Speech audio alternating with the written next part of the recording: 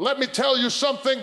When you wake up between 3 a.m. and 5 a.m., it's not just about tossing and turning. It's not about your body being restless.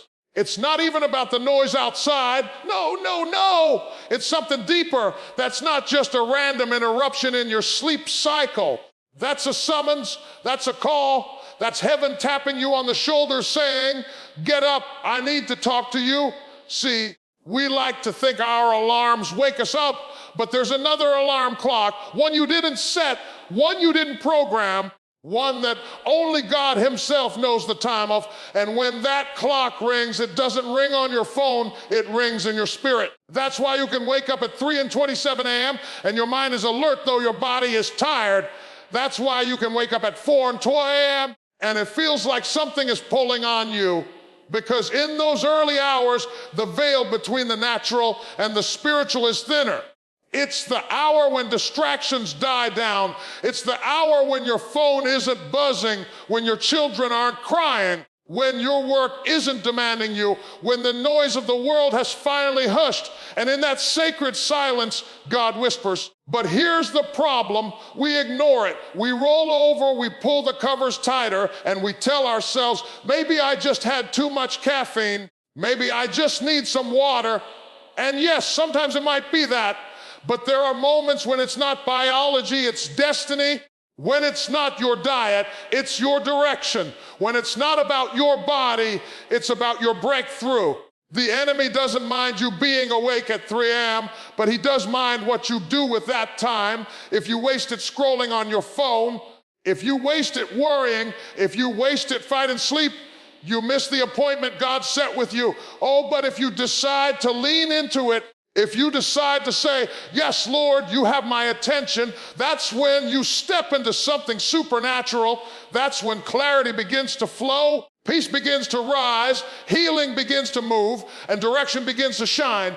Because those hours are not ordinary hours. They are charged hours. They are battle hours. They are prayer hours. They are awakening hours. You may have been asking God for an answer in the daylight, but he may choose to give you that answer in the midnight. You may have been searching for clarity in the noise of the day, but he may whisper the instructions in the stillness of the night.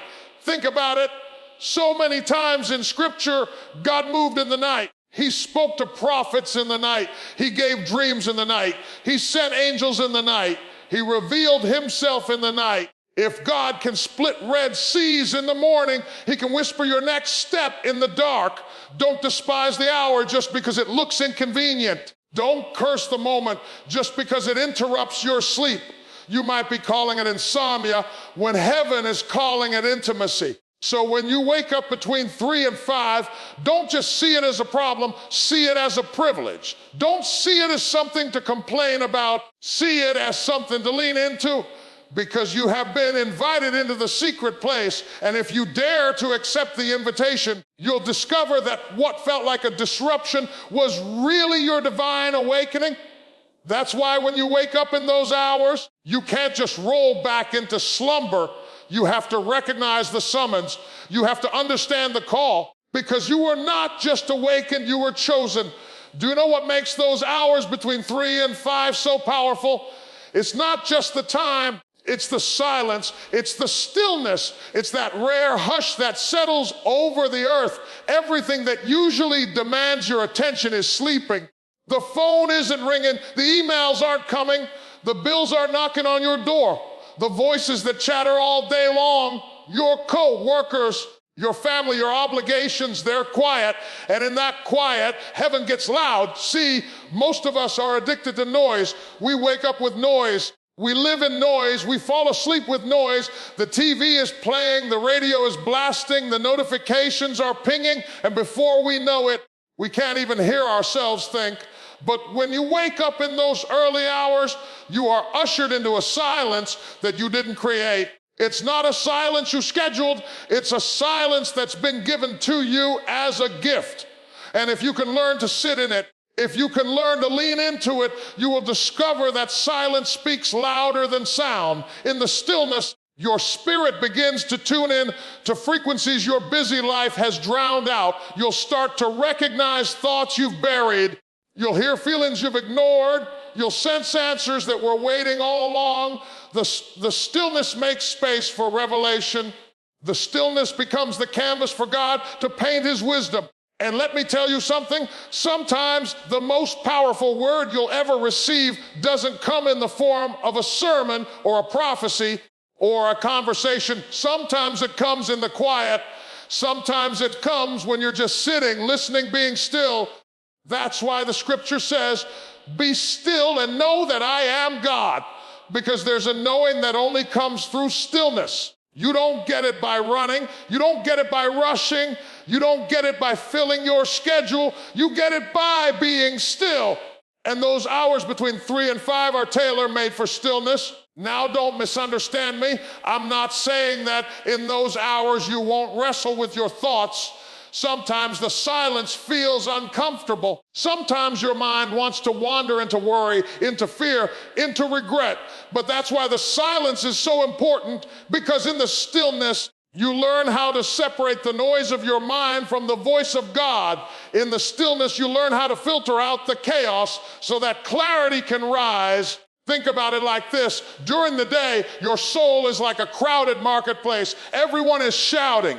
Everyone is pulling. Everyone is demanding. But in the night, in the silence, the marketplace is empty. And in that emptiness, the one voice that matters most can finally be heard. That's why so many people testify that in the quiet hours of the morning, they felt peace they couldn't explain. That's why breakthroughs often come in the stillness, because peace doesn't shout. Peace whispers. And you can only hear it when you quiet yourself enough to listen. So when you wake up between 3 and 5, don't despise the silence. Don't rush to fill it. Don't grab your phone. Don't drown it out with distractions. Sit in it, breathe in it, let it wash over you. Because silence is not empty, it's full of presence, it's full of healing, it's full of guidance. And when you embrace it, you will find that the stillness you feared becomes the sanctuary you needed. That's why when the world is quiet, heaven is loud. When you wake up in those hours, it's not enough to just notice the silence. It's not enough to just recognize the summons. You've got to decide what to do with it, because those moments are not just for observation. They are for alignment. If your spirit is restless, if your mind is scattered, if your emotions are all over the place, those early hours are your chance to bring everything back into order. What you do between 3 and 5 doesn't just shape the moment, it shapes the rhythm of your entire day. You see, life has a way of pulling us out of alignment. Stress pulls us one way, worry pulls us another. People's expectations push us here. Fear drags us there. By the time you wake up, you're not even walking straight. You're bent. You're twisted. You're carrying weights you were never designed to carry. But when you rise in those quiet hours, you have the opportunity to realign your soul. That's the time to lay your burdens down. That's the time to bring your thoughts into obedience. That's the time to center yourself back on God's plan and not your panic. Alignment is intentional. It doesn't happen just because you want it to. You have to choose it. You have to open your mouth and pray. You have to lift your heart and worship. You have to ground yourself in truth and not lies. Because in that moment, what you are really doing is telling your mind, you will not run wild today. Telling your emotions, you will not dictate my decisions today. Telling your spirit, rise up, take your rightful place, and lead the way. That's what alignment looks like. Think about a car that's out of alignment. It still moves, it still drives, but it pulls. You're fighting the wheel the whole time. You're burning up energy just trying to stay on the road. That's how some of you are living. You're moving, but you're fighting yourself the whole way. You're drained before the day even begins because your spirit and your soul are not aligned. But if you take the time in those early hours to bring everything back into line, you'll find that the ride is smoother, the direction is clearer, and the effort is lighter. And here's the thing, alignment creates authority. When you start your day aligned with heaven, you don't walk into chaos and bow to it. You walk into chaos and command it. When your spirit is aligned, Storms don't shake you, they shape you. When your spirit is aligned, people's negativity doesn't define you, it refines you. That's why the enemy fights your alignment. That's why he wants you to sleep through the summons or waste it on distractions. Because if you ever step into your day aligned, you become unstoppable. So don't treat those hours lightly. Don't let them slip by unnoticed. Use them, pray in them, meditate in them, center yourself in them. Because alignment is not just about having peace, it's about having power. When you align your spirit, you align your steps. When you align your heart, you align your decisions. And when you align your life, you align with the will of God that no force on earth can shake. That's why what you do in those hours matters. Because if you can get your soul aligned before the sun rises, the enemy can't misalign you when the day begins. There's something about those hours before the sun rises that carries a weight you can't explain. It's the kind of weight that makes you feel like something is about to break, like something is about to shift. That's because the hours between 3 and 5 are not just ordinary hours, they are breakthrough hours. They are the hours where battles are won in the spirit before they ever show up in the natural. They are the hours where chains that held you yesterday start to loosen, and doors you couldn't push open in the daylight begin to swing wide in the dark. Breakthrough rarely happens when it's convenient. Breakthrough doesn't wait for the sun to shine or the circumstances to look good. Breakthrough happens in the hidden places, in the unseen moments, in the times when nobody is watching. That's why those early hours are so important, because if you can learn to seize them, you can receive victories before the world even wakes up. You see, most people think breakthrough shows up suddenly like a lightning strike. But the truth is, breakthrough is birthed in the dark. It's carried in prayer, it's labored in tears, it's wrestled for in silence. By the time it shows up in public, it has already been fought for in private. That's why when you wake up in those hours, you can't take it lightly. That might be your moment to birth the very thing you've been crying out for.